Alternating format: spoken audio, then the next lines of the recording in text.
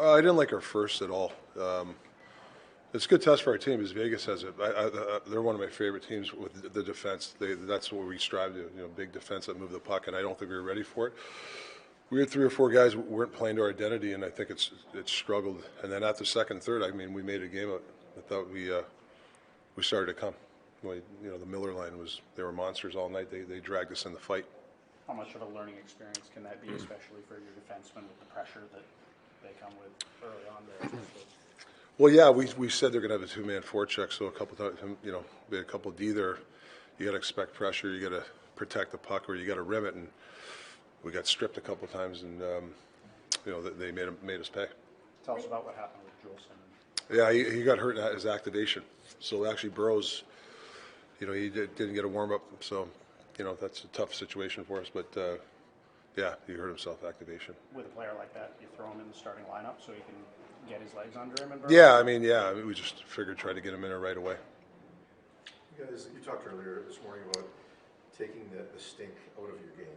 The first period, in terms of puck management and turnovers, it seemed like a little bit of that creeping back. How much of that is what you weren't doing, or just how good they were?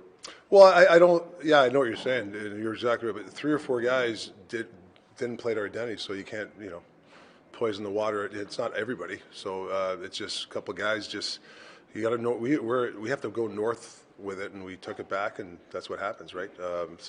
But I thought in the second and third, we started to come. We played more of our identity. That's a good team over there, and we told them, they're D jump in the play, so you got to make sure you manage the puck and you go north.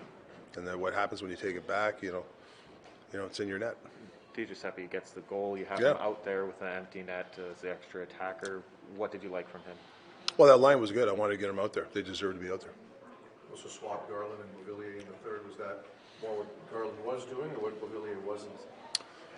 No, I needed to get some Petey. I needed to get some wingers with Petey who's going to chase some pucks down. I didn't think that line was good at all. I got to get some guys that are going to hunt the puck down for Petey because these are, there's some teams when you play like a playoff style, there might be nothing going on, so you need a good forecheck. So you can't just wait around for a goal. And I just felt that we needed to find somebody who's going to forecheck for Petey. I thought. Do you notice any differences in how Vegas plays this season than they have in the past, where it seems like they're maybe a little more opportunistic in terms of the chances they take? That's a good question. I thought Pete DeBoer, when he was there, he had them going really good too. I just think their D. I've always said the last 3-4 years they've had arguably the top. You can probably pick Colorado themselves. That's what you strive at, big defense that can move the puck and that jump up in the play. I think the reason why they're so good is their defense. Is that a question of personnel or structure? Well, it's a little bit of both, right? Pete DeBoer had him and Butch. Those are 2 great coaches, but I'll tell you that D is, they cover up for a lot of things that they don't have. So that's what you strive for. You can win with those type of D. It seemed like Kravtsov and Podkolzin were doing everything but putting the puck in the net tonight. Yeah. You got them out there with Pettersson at one point too. Yeah, I like their energy. They were a lot more relaxed at home than they were on the road. I thought they were a little rigid, but got them out there a little bit more. I think they played 12 or 13 minutes, which hopefully they chip away and get some more minutes. After winning so many games, a loss like this, is this really good for you to kind of get back in the video room, work with the guys, or is this just like a loss that you kind of didn't like? No, it's great. It's a learning experience, right? You're playing against one of the better teams, and you got to be prepared to play. And I don't care who you are. We can't afford to have 3 or 4 guys not ready, and not ready for that type of game. And I think when that happens, you're down 2-0, and then you make the push. So it's definitely obviously in the learning process too, right here. Miller and Pettersson, they lead the league now in terms of shorthanded points. Are you surprised with how much offense they are able to create off the rush shorthanded?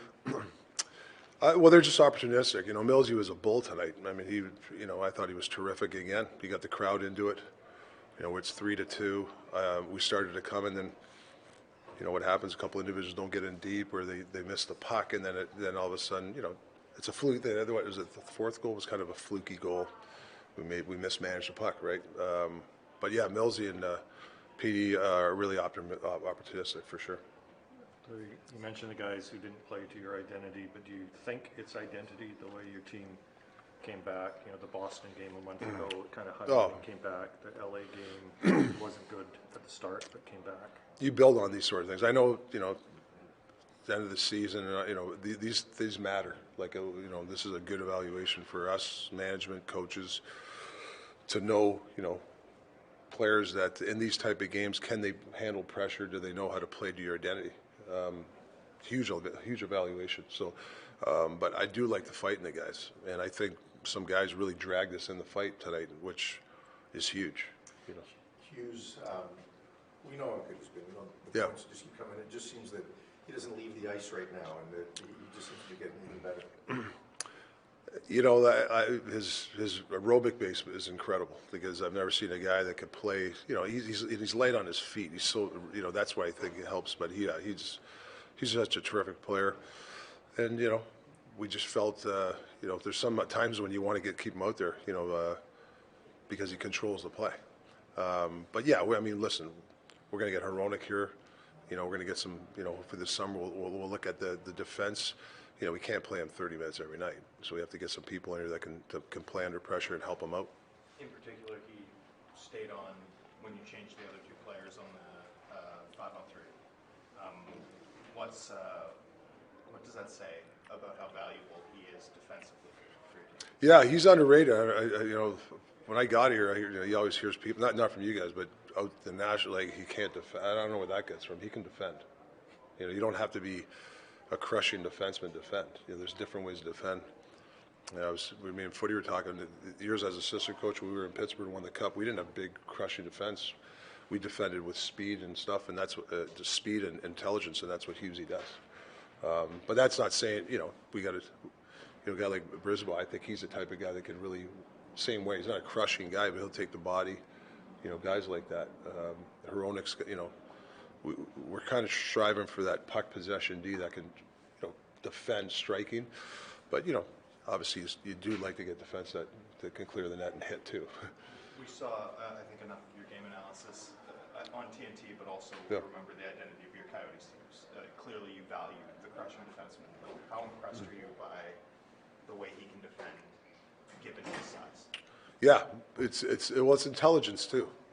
You know, I told him, you know, there's a 50-50 puck, and if he's, you know, I don't want him going in the corner with Ryan Reeves. Like, there's a way of defending big guys like that, you know, or Nathan McKinnon, and he has a knack how to defend that, you know, with his quickness and intelligence. We got down, we kind of started getting into our game again a bit. But yeah, you know, playing a game like against Vegas, you know, when you go down early, it's tough to claw back. And you know, but I thought we did a good job at the end, and we just got to start off that way.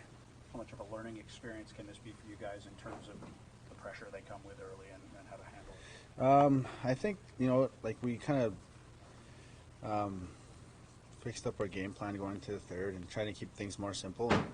You know, at the end of the day, like, simple is what works in this league. And I think at the start we were trying to be a little too fancy and just weren't being quick enough. And you know, in the third we started pressing on them and getting a lot of scoring chances and playing more in their zone. And yeah, like you said, it is a learning experience. Like, it just shows us what works and what doesn't.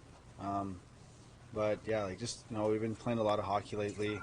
We just didn't get the start we wanted, so you know what, now we can just learn from it and get ready for the next one. You're trying to go DDD on their first goal, obviously. Yeah, I just didn't see him. Yeah, I heard Huggy calling for it, and yeah, and I just didn't look. I just, you know, thought, like, I trusted him, and yeah, I just passed it without really checking my shoulder. And well, there you go, another learning experience. You know, next time I'll take a look. And yeah, you know what, that happens. But you know what, I'm happy we got it back in the third goal. Did that speak to how much they pressure it?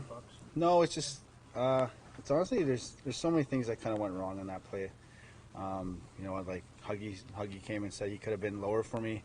I said I could have checked my shoulder. You know, little details in the game, and you know what, Kess made a good read. Took a hat. What do you make of how Hughes has been playing lately? I think he's been playing really great.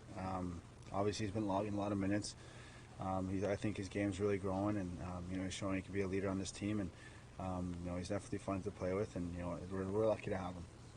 Have you experienced any challenges with the full face shield, or any I mean, it's definitely a lot harder to breathe, and guys can't hear me out there. So I think those are the two main things.